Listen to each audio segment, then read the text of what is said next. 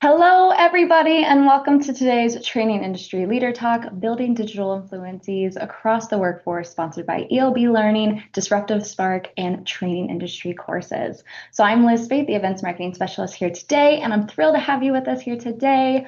Before we get started, though, I would like to quickly go over a few housekeeping items to help you interact with our speakers and get the most out of today's session. So again, feel free to use this chat window for any comments and questions. We will be addressing all questions at the end of this session, but please do not hesitate to plug throughout.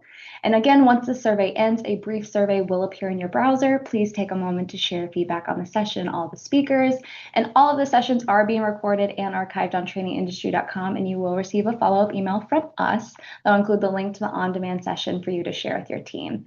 Now, if this is your first event with us, we would love to welcome you. We exist to make connections among learning and development professionals, and we offer tons of resources to support your role in L&D, like live events like today's Leader Talk, as well as through articles on our website, our magazine, conferences, research reports, our membership, and our podcast.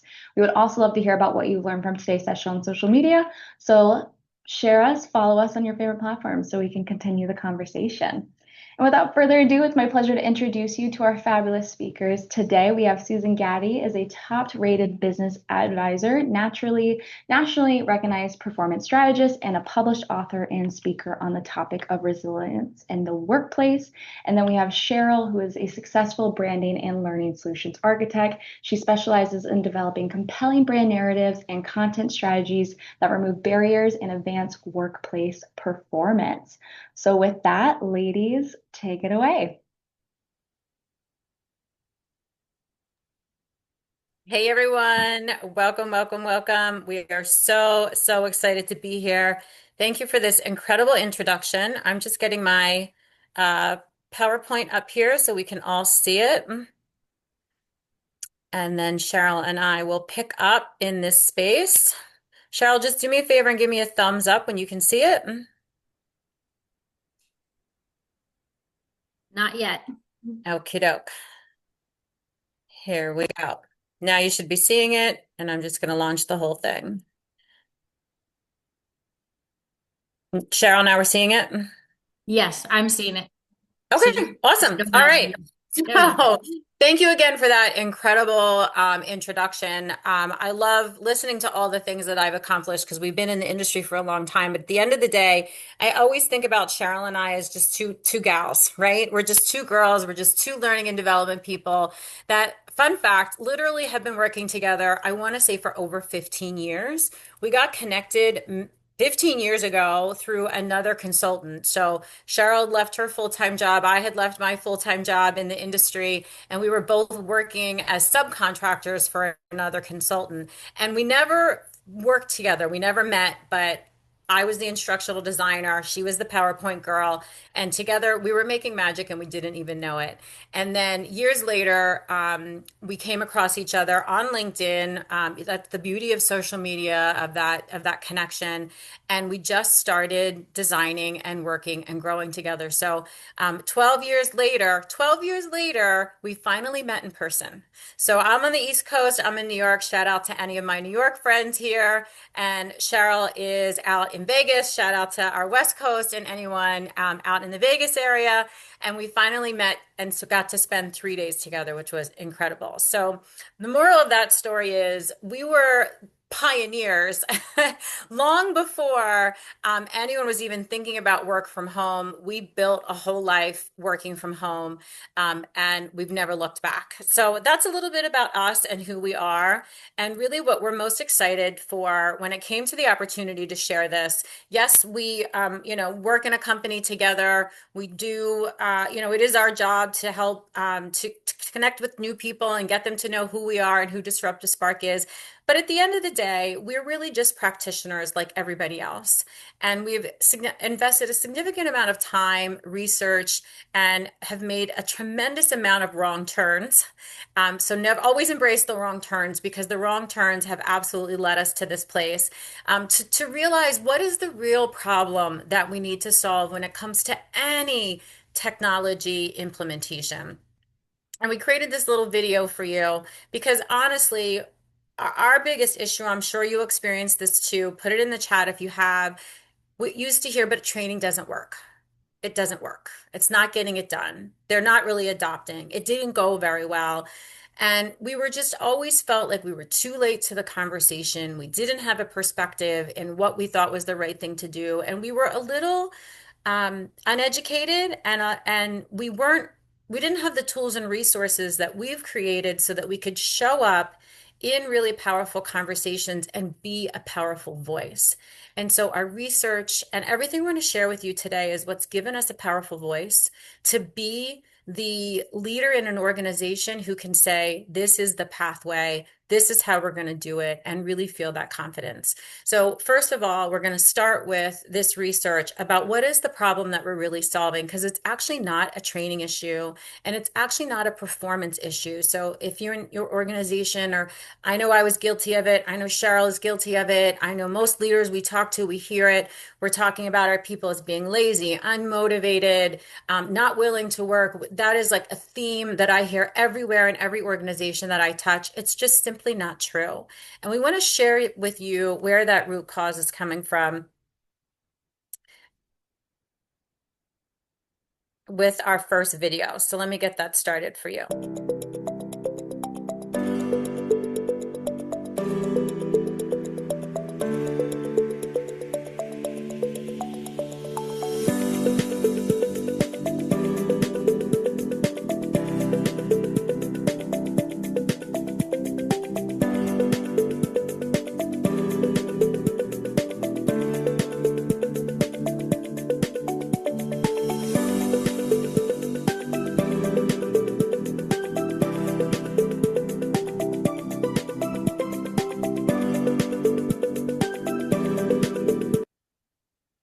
All right, so welcome to a little video clip that we put together on what we have discovered after all these years is actually the root cause of the problem. It's resistance.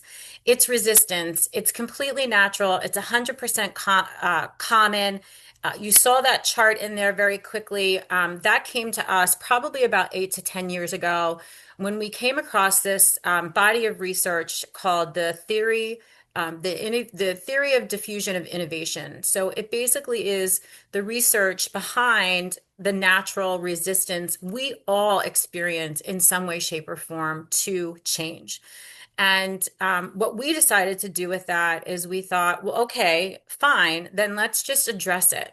And what if, right, we could get really good at finding a way to measure it? And what if we could actually tell stories about it that other people would understand? And what if there were actually tools and strategies and resources that existed that helped people to get comfortable in change, or what we would now call readiness, so that they can take the action that they want to take. Our philosophy at Disruptive Spark is that people are not lazy, they're not unmotivated. It's not that they want to work, it's that they actually are performing below their potential. And we think that as we continue to see the evidence of our work on ourselves and with the clients and everything we do, we continue to see this elevate. So I'm really curious again, and we're seeing some comments come through the chat. We'll make sure you get everything that you need. But it's not even a new piece of research. It's a great old body of it, and it's called the innovation of diffusion curve. So take a look for that, and we'll make sure that we get the proper thing in the chat for you, because it was the basis of the data so that we could start having fact-based conversations with executives so that they would start really listening into what we had to say. And I'm just curious for anyone, I always see myself in that video. Sheryl, do you see yourself in that video? What happens to you? What's your default reaction when, I know, I love that guy. He's one of my favorites too.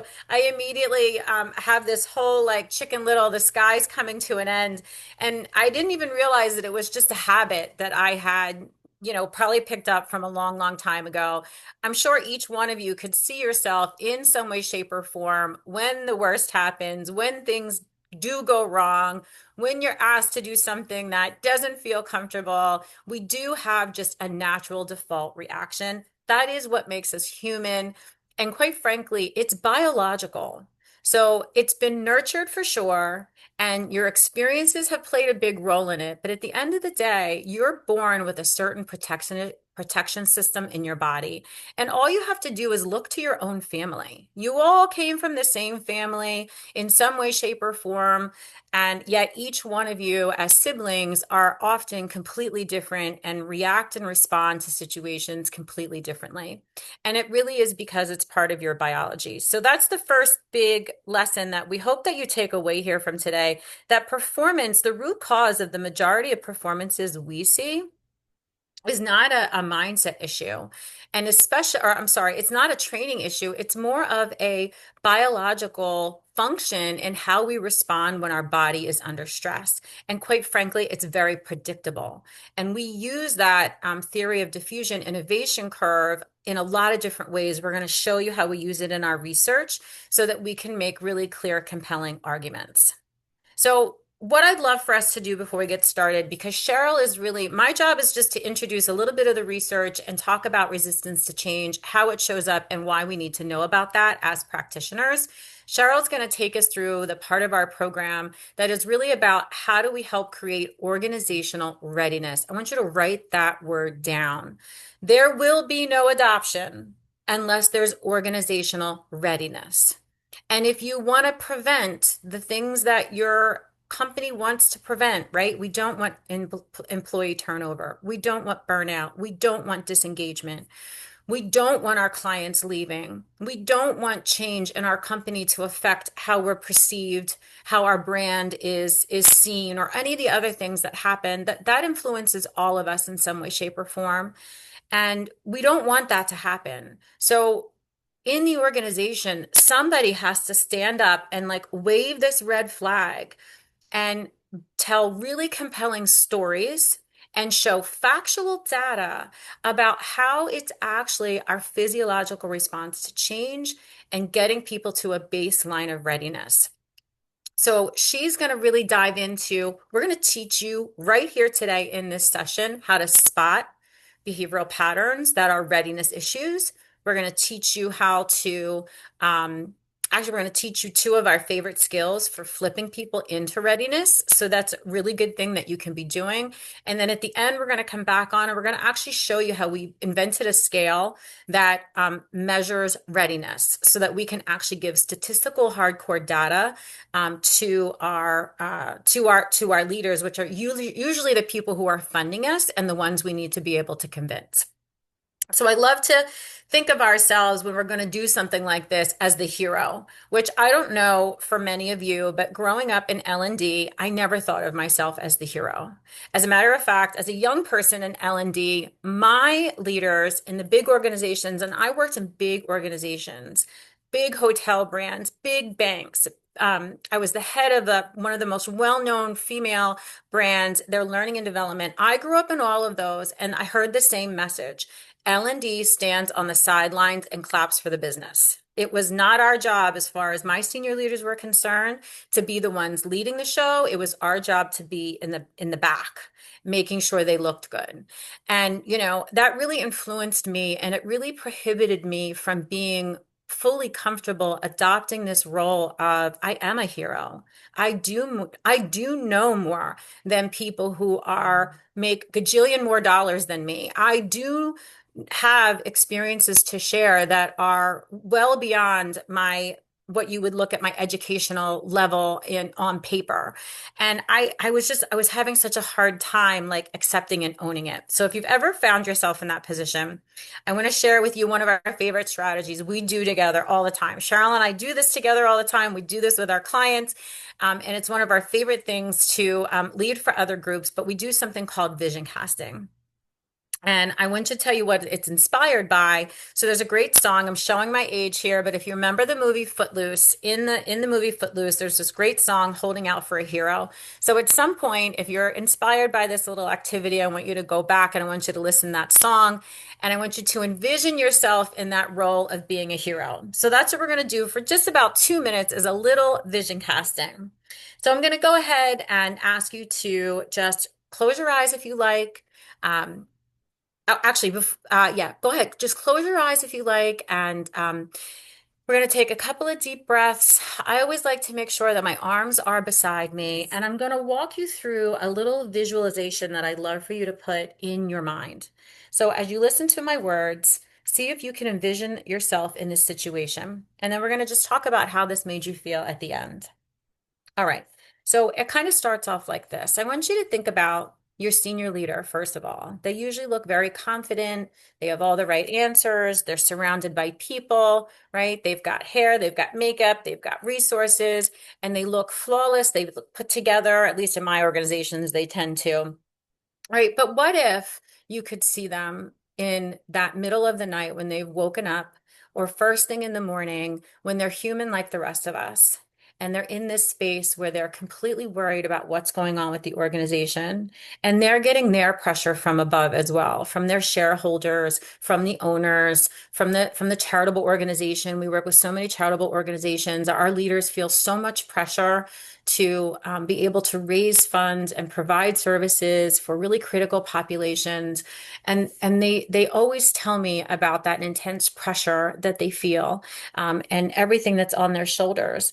And they're looking around and they're like, everybody wants this to go well, right? We know we have to implement AI. We know we have to do this software and we need it to go well. And what if it doesn't, right? And then I want you to start to envision yourself and think about this idea of that you do know more than the business at this point. They are actually looking around and trying to find that expert. And if you're wondering to yourself, is this my place to lead, right? The answer is yes. I want you to think about what it would look like for you to be that leader. How would you stand? What does your position look like? Where does your chin go? Do you ever notice how when leaders are leading, their chin is nice and high? What if you pulled your chest out just a little bit more and let your arms fall to your side? What if you had the language and the tools and the resources to be able to lead really effective, strong, bold conversations? What if you knew that you couldn't lose? What if you knew that everything you said was exactly what somebody was looking for? What if you became that hero that they were looking for? What if you were the someone who was steady, the someone who was trusted, the someone who could lead communication with people? What if you are that hero? What if L&D really was the hero that could solve this AI implementation crisis that every company is experiencing in some way, shape, or form? Hopefully, in some way, shape, or form, you saw yourself in that space in some way, hearing those words. And I always love to come back to just one little principle that I feel like always anchors and ties this all together. It's a theory called I am. So what you tell yourself you are, you are. There's actually very little factual base for it. If you believe it, it's true. So if you tell yourself, I am the hero, and you repeat that hero pattern, you will actually become the hero. What tends to happen for most people is in our minds, we think more about the doubt and we think more about the concern than we do about the positive side of it. So what I do to solidify things at the very end for me, and I used AI, I thought it was fitting for this, but I went into my favorite AI tool because part of readiness is helping people to be playful, to have fun, and to make things feel like they're really enjoyable. And I said, make me a great issue. I have big hair. I'm like, make my hair flowing. And I gave it a picture, and I always have my clipboard. I always have a clipboard. I always have my cup of coffee. I gave it, some parameters. And I said, show me in a position where I'm leading everyone through what an AI implementation looks like, what a readiness campaign looks like, how are we going to measure success? And they're all 100% with me. What would that look like? And so this is the image that I came up with. And then what I do is I just print these images and I leave them laying all the way around, almost like a little vision board. So that's a little hack for you. That's a little vision casting tip. It works for everything. I don't care what. Always vision cast, see yourself in the end, and then create some sort of visual representation of it because it's the anchor that'll keep you in there. So with that, I am actually going to do just one quick thing. Thank you, everyone. I hope you loved it. That's our vision casting. And it's such a great, great thing to do. It is one of the things that calms all of that internal energy. And I just want to show you really quick how you find your energy, because sometimes people are like, well, what does that mean? What does it mean when your body feels it? how do I know when stress is happening in my body? And I want to show you a really simple, easy way to feel it. So play along with me if you like, but I want you to take your hands and for 30 seconds, we're just going to shake them. I want you to shake them as fast as you can. Shake them, shake them, shake them, shake them, shake them, shake them. Shake it up, shake it up, shake it up. We're just going to give it like another 10 seconds. And then when I ask you to stop, don't do it yet, but when I ask you to stop, I want you to just see what sensations are running through your hands. So we're going to stop and hold them up for me. And if you can, I know I just asked you to hold your hands up, so you probably can't do it. Sheryl, why don't you come off of mute and why don't you describe? And then anyone can put it in the chat. But what are you feeling right now? Yeah, you get a sense of tingling, right? Like all that energy has just been released from you. Yes. Yes, yes, yes, yes, yes. So when I have audiences that are more spiritual, I always call it energy because that resonates with them. They love it. When I have people that tend to be more scientific and really want factual data, I give them exactly what it is it's just the chemicals that have been released as your body gets into motion. So all day long, your body moves as a result of chemicals that are being released. And some of the chemicals make you move fast, some of them make you move slow, and some of them stop motion altogether. So that we just call that energy. And when you get nervous, when you are unsure, when you are uncertain, right? Those are all the things of change, that energy gets activated. And so now that you know what it is, we're going to talk to you about Sheryl's going to take over and talk a little bit about how do we start helping people to recognize and manage that energy. Sheryl, I'm going to turn it over to you. Okay, great. Thank you, Sue. Great. So far, so good. Everything. I appreciate everybody in the audience. For those who stay to the end, we do have a fabulous readiness checklist for you, and you can get it right away at the end of this presentation. Let me tell you a little backstory about me. I grew up on a farm, and it was a very small farm in New Mexico, and we couldn't afford a tractor. So all of our work, preparing the soil meant very physical, hard work. And I remember watching my grandfather break soil with his hand, like out there every season, just hoeing, shoveling. It was very tedious, very tasking. Sometimes I would help my grandfather. It was fun playing in the dirt. I don't know if I was much of a help. And honestly, my favorite part was, picking the ripe fruit and vegetables that we grew. And one day my grandfather came home with a rototiller. It was loud. It was scary for a little kid. I didn't really understand what it was. But it was different. It was something very new. And when my grandfather had used the rototiller for the first time, it really changed everything for us. I remember when he finished rototillering the whole acre garden that we planted, he just sat quietly on the steps, like just I was like, "Are you okay? What's going on?" As a kid, you don't really understand those things. But, now when I think about it, I do kind of understand what was going through his mind. He had always been working physical, and now he had a tool that actually helped him. And it helped him to the point where he could double his yield, and he actually didn't have to spend several days in the field working hard. He had a tool now that could help him do in a few hours what it took him several days, in the sun, because we were in New Mexico in the desert. So very hot, very, very dry and very hot and very, hard soil that he had to work with. Anyways, my grandfather wasn't like sitting on the steps taking a break. He was actually in a moment of realization. He was realizing that partnering with a machine was no longer scary, but it was actually very helpful for him. And I think, not only saving him time, it probably spared a lot of, backbreaking work that he had been doing. And honestly, I see that that's exactly where we are today with AI. That's where many people are with AI is, wondering how am I going to work with this? Awesome. Fear isn't irrational, it's protective. So, but if we ignore it, then it quietly drives behavior. So it's important not to ignore fear, but to understand it. Go back, Sue. Thank you. I want to share with you three core resistant patterns. So One of them is survival and security. The second one is cognitive and confidence. And then the third one is integrity and authenticity. When new technology shows up, people usually, they don't say, I'm afraid of AI, but what they're doing is they're more feeling, it feels like this, like it feels like maybe I don't matter, just like the farmer when the tractor showed up, will I lose my edge? Will this tool make me weaker? Will it make me less capable? Will it make me feel less value or, seem less value? And, sometimes people even wonder, like, is this real work anymore? Am I cheating the system? And I think that's probably the same questions that were going through my grandfather's head, when he was asking himself sitting on those steps using the rototiller, am I cheating nature? Is this okay? Is it, these aren't technology questions, these are identity questions.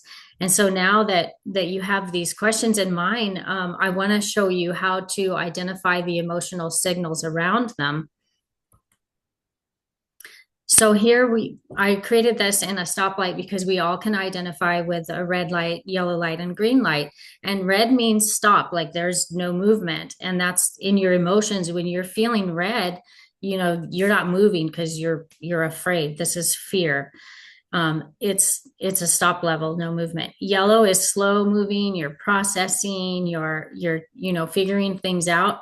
And green is moving forward into the readiness state. And that's where you want people to move in resistance, is to the readiness state. But it doesn't happen from red to green. You have to take baby steps. So I'm going to show you how to do this by doing a quick little exercise.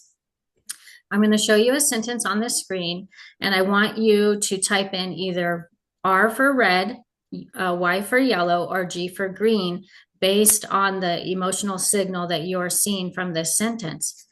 Go ahead, Sue, with the first one. So what signal does this sound like to everyone in the chat? Yes, this is red. I'm seeing a lot of reds. Yes. Yeah, a lot of reds. Yes. This is protection language. And the key word that you're looking for here is dishonest. Like this, people are they're feeling red emotion because they're feeling like they're being dishonest. Go ahead to the next one, Sue. Now, what signal does this one sound like to you? Yes, definitely. Yes, everyone, you guys are really great at that's what I said. L&D people already know this. Yes, yes. We're just giving you language and a way to identify it. Yes. Yeah, and the key word here is unsure. Go ahead back there, Sue. Yep. The key word here is unsure. It doesn't mean that they're stopped, but they're slowly processing. Yellow means they're processing information. So yes, very good. Okay, the next one. What signal do you see here? Yes, red, right? This is again protection language. They're afraid, and being afraid is a core belief, and it has to be reframed in order to create movement, because remember, red, you're stalled, you're not doing anything. But there are some solutions to this. I have some solutions to help you. So let's go. We have one more. Skip that one. You want to do the last one? Yeah. So we have one more. What signal does this feel like to everybody? Yeah, not red. Definitely. Yes, this is green. So this is readiness, right? The key word is like I like this, right? This feels good.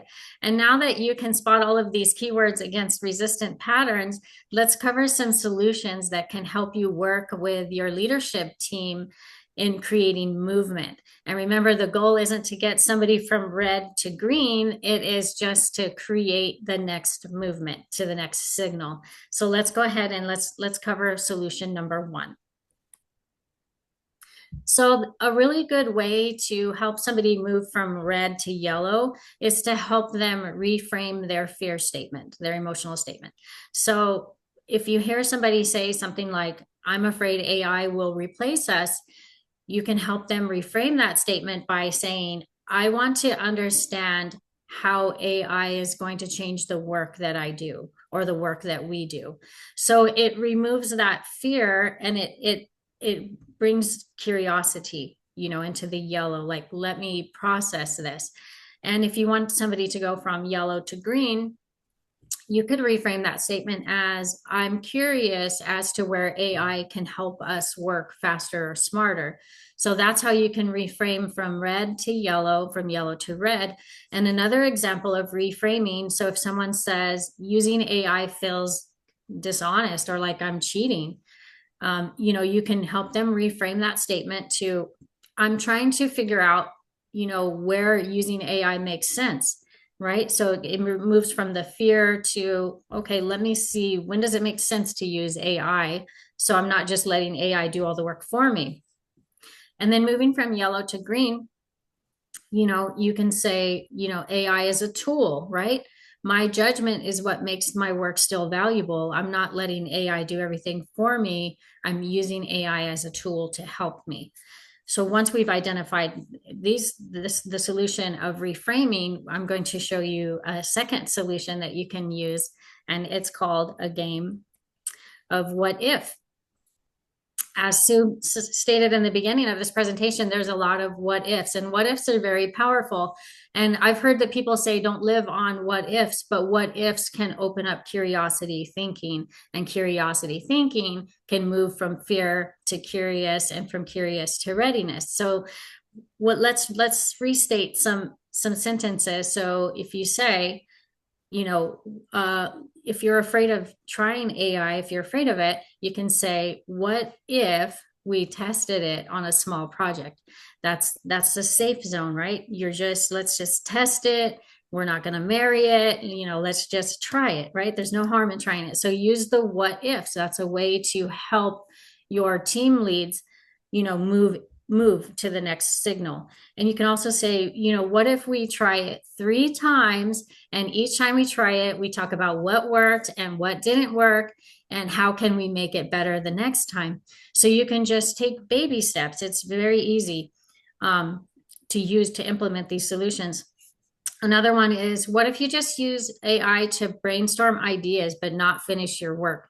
So you're just getting comfortable with it, right? You're just seeing how it flows with you, and it removes that fear to curiosity. And then you want to go from the curiosity into confidence. That will be the next what if framing that you would use. And so you could say, what if you ask someone who has already used AI and have them share their experiences with you, so that you can hear from somebody else who has used it successfully? And I like using AI because it helps me save time. What if you compare the AI output to your own output and see how it compares with your work when you're working with it as a partner? And then also, what if this is a learning moment instead of a performance test? So what if you take the pressure off of being performance into just a learning experience from that? So instead of saying, will AI replace us, say, what if AI could help us do our work better? So there's very successful ways in using the language what if. What if AI could save us time? Who wants time back? Everybody. I know my grandfather appreciated it after, he didn't have to spend any more, days and days and days of tedious labor. He spent a few hours and was able to actually, expand to another acre of farmland, instead of just 1 acre doing it by himself. So it can help you, the what ifs is very powerful. And now I'm going to turn this back over to Sue. I hope everybody has, taken something away from the solutions and recognizing the patterns, and now having solutions to handle them. I love it. Yes. And so Sheryl, you did a great job. Thank you so much. And it really is that simple. And you as a practitioner can become, this is how we become incredibly powerful. People often say to both of us, are you mind readers? Right? Someone asked me if I had psychic abilities. I get really strange questions a lot, but it's just because I'm really in tune to the language and I listen for the frequency of emotion and words. So if you walk away with nothing else today, the frequency of emotion and words never lies, right? So people are always revealing themselves. You're always revealing yourself to yourself. And if you can get really good at being that spotter and then having the antidote, that's what we call it. When we're teaching our performance coach program, we're teaching managers how to have the antidote, right? So can you spot the actual problem and can you give them the antidote? Now, I want to pull it back up before we wrap up and have any questions. So make sure you're starting to put them in the chat if there's anything specific. But this is one of my favorite quotes, right? In God we trust, but in all others we want data. And if you're going to go walking into any room at any senior level, asking for money, asking for them to believe in you, asking for them to do something that you want them to do, you better be prepared to show them the numbers because the data gets the money. Always remember that. So we developed this concept called the one question readiness poll. So what we need to be able to do is quantify, is our organization ready? So we're going to do this together. I want you to just answer the question, right? It's one question, super easy. And it doesn't matter your answer, just speak truthfully and from the heart. We're not going to get individual responses. We're going to actually get a company, a whole team response, and I'm going to show you how that translates to the actual end result. So I see everything coming up. And we have lots of ranges, which by the way, we expect. So like I did put in the chat about the diffusion of innovation. That curve actually doesn't even hold true for AI. That curve is like all things given equal. It's just something new. What we are experiencing now is a fundamental shift in how the world is going to be. And we haven't had one of these since the turn of the century when Cheryl's grandfather experienced it. So when we moved from, into an industrial revolution, we experienced this as a world. Moving into the computer generation did it again, but this is accelerating at a rate which we cannot believe. So when things are completely new, that whole curve skews all the way to the left. So there's very few people actually in the readiness camp. Those are our adventurous innovators. Those people have a completely different makeup in their chemical reaction. But most of us, I consider myself like I'm just a normal person, right? And I'm smack dab in the middle where everybody else is. So I'm going to stop the poll. I hope I do this right. If I do stop sharing, okay. So let's take a look at what our results are. So I'm going to see if I can figure out how to do this and get my scale up because we are getting tight on time. So this is very predictable, exactly what I would expect from a group of people. And remember, we're probably more comfortable with it than the rest. And none of us have said 9 or 10. So this is a scale that we created. I use it for everything, and you have our permission to use it as well. For this particular thing, we've aligned it to Net Promoter Score research. So if you've never experienced that, definitely look it up because it is the data and the science behind why people refer and recommend, and it's very trusted in the business. And it is the same for feelings. So remember, feelings aren't fact, but they do predict motion. They do predict whether somebody can get into motion and stay in motion. So if you look at us and just our sample size, the point at which an organization is actually ready, meaning capable of implementing a new technology, starts at level 7. And so that means that we have about 29% of our organization is ready for implementation. So I can almost guarantee you that if our company came to us today and said, we're implementing this tomorrow, it would be a colossal failure because we haven't hit the tipping point. I don't have a lot of time to talk about tipping point, but you can read that book by Malcolm Gladwell. It'll tell you everything you need to know. Those core, that tipping point in the theory of innovation is the core of everything that we offer. And then we're all the way along the gamut. So if you're in the red, it's okay. Tell yourself it's okay. There's nothing wrong with you. Try one of these techniques. If you're in the yellow, it means that you're interested, you're curious, you're trying things out, you're getting some things done with it. Continue. Just continue, challenge yourself to stay in motion, reframe it so it feels like learning and not like failing. Learning we love to do, failing we don't love to do.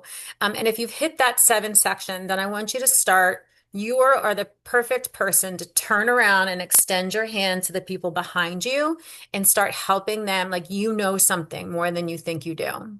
And start sharing your story. Just tell people how you got there. That's all we'd ever do. This is how we got there, and you're welcome to use it. And you'd be surprised how many people you can convert into that space. So this is the heart of a readiness scale. With just that one question, you have enough data and enough story to tell that you would be very credible and believable in any kind of room.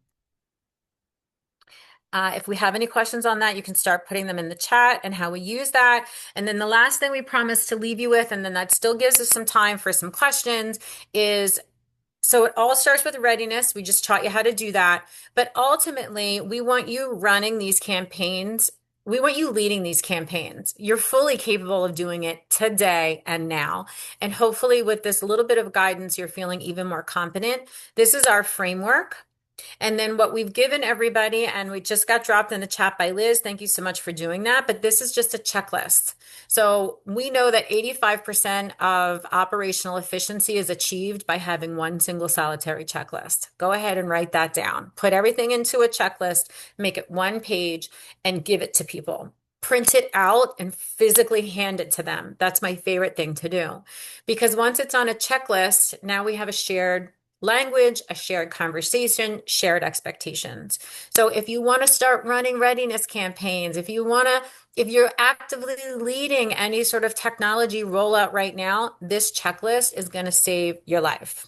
So with that said, I want to thank you again for allowing us to share what we do, what we've learned, and the fun that we're having in L&D, being the heroes and being the leaders when it comes to implementation and AI and rollout. And we are yours for the next 5 minutes for any questions. Let's take a look, Sheryl. What is the first step you would recommend to take starting today? That's a great question. The first thing I would do is just get playful and have some fun. Go practice. I try and do things in small groups where if I goof up a bit, it's not that painful to my ego, right? The worst thing you can do is make a gigantic mistake in front of a whole bunch of people. So I try and make all of my mistakes in much smaller audiences with people that are less likely to make fun of me. Because people do make fun of us, let's be honest. So I would go back to your team. I would find a trusted friend. I spent all summer with my friend on the beach just talking about AI. What are you doing? I don't know. What are you doing? And I would just pick a tool that really resonated with you today and go get into practice with it, make all of your mistakes. And then when you feel like you've perfected it, start widening the circle of the people that you share it with. Would you add anything to that, Sheryl? Yeah, I would say, for those who push back completely, they're just in the red state, right? Their signal is red, and that's a core belief they have, and the way to get past it is to help them reframe or go with the what if. So in here, one thing that I want everybody to leave with hearing is, maybe the right question isn't, will AI replace us? But the right question we should be asking ourselves is, are we willing to learn to drive the tractor and work with the AI? That's so great. And I'm going to shed a little bit of a different light on it. I'm busy. I do not have a lot of time, and I am very protective of it. Here's the question I ask everyone, are you interested in learning? Do you want to learn it? And if they tell me no, or I get some sort of signal, I do not bother with them, because you really can't change someone else's mind. They have to decide that they want to. So if they're committed to not using AI, that's fine. I go, okay, you don't have to. And I spend my time with the people in the yellow. Spend your time with the people in the yellow because they want to win. They're already trying and they're desperate for someone like you to show them how to get there. So spend your time with people in the yellow and protect yourself from the heaviness of people in the red. They'll pull you down with them. And the idea is that you want to help them. Marlena, I put the name of the research in there. There's two things that I want you to get comfortable with. One is the diffusion of innovation curve and the research behind that. That's going to give you standard percentages. Remember, it's off with AI because AI is like throwing everything off. And then the other thing I would really recommend is looking up a net promoter score, because you can do anything on a scale of 1 to 10 and get a number. I'll share a quick way that we do this with like our workshops, our own workshops. So when we host workshops, I'm going to ask it to you right now. You can put it in the chat. On a scale of 1 to 10, how valuable was this of an investment in your time? And that number is going to tell me everything I need to know. If it's at a 7, then I know the content, the flow, everything was the right stuff. And then just the question becomes, how do we get it higher? If I know it's at a 4, 5, 6, then there's a gap somewhere. Like something was right, but there's a gap somewhere. We got to go back to the drawing board. And if it's a 1, 2, 3, then listen, we're not in the ball game. So feel free to give us a 1 to 7. That would be a great quick pulse check for us. This is the first time we've actually run this presentation. Love it. I'm seeing some 7s, 8s, 9s, 10s. That's exactly what we would expect to see. It's a 7. This is the first time we're doing it. And we're absolutely looking for any feedback or insight. Please find us on LinkedIn. I'm at Susan Gatti 1, Sheryl Rhoades. Tell us what really resonated. Tell us what didn't. Tell us what you wish we would have shared that you thought you were going to get. We're so open and receptive to all of that. It just helps us to get better. And we would really, really appreciate it. How are we doing on time? I think we're right on time. Is there any last minute thing we can offer? I was gonna say, is there? No, you guys are fabulous. And to that, yeah, is there anything else you want to leave with the audience today before we wrap up this event? Great way to end the event, truly. Honestly, I'm Yeah. just going to go back to this. I just want everyone, whether you need it for yourself or whether you need it for a colleague, this vision casting, envisioning yourself, declaring it as already done, and then creating some sort of memorialization of that. That is the key to every success I've ever had in my life. And it's the thing that I love to share with people the most. And if you walk away with nothing else, I want you to lean more into this, and you cannot believe how your life is going to change. Cheryl, anything from you? I want to say just, treat AI as a working partner, and someone that can help you be faster and efficient. And I know that AI has helped save, I mean, probably 20 hours a week off of my time by utilizing it properly. And I never have AI do my work for me, but I have AI help me be faster and more efficient. And so, and honestly, when AI started rolling out a few years ago, like I was a graphic designer, labeled graphic designer, and that's the big fear, like graphic design is going to be annihilated. So I could have, held on to red and been panicked about it, or I could have embraced it. I got in that tractor and I drove. So here I am. Love your guys' stories. I loved everything. I was also doing the hands exercise as well, so I hope everyone else was as well. Oh, yeah, But that's thank really you. good.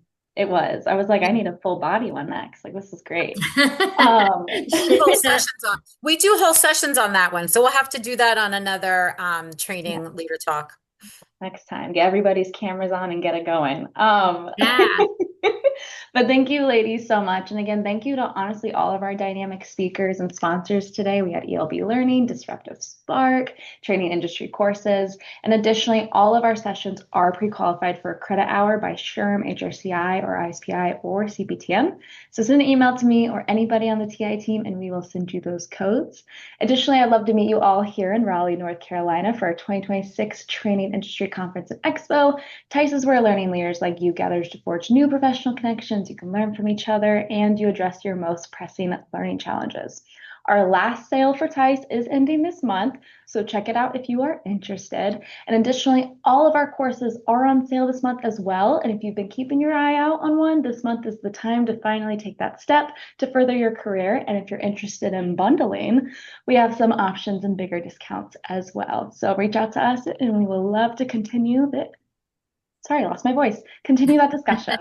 And one last reminder, that survey will pop open in your browser upon exiting, and we will greatly welcome your feedback. Thank you all for joining us today. Until next time, I am Liz, and I hope you have a wonderful day, a wonderful week, and I will see you all very soon. Bye, everybody. Bye, everyone. Bye, everybody.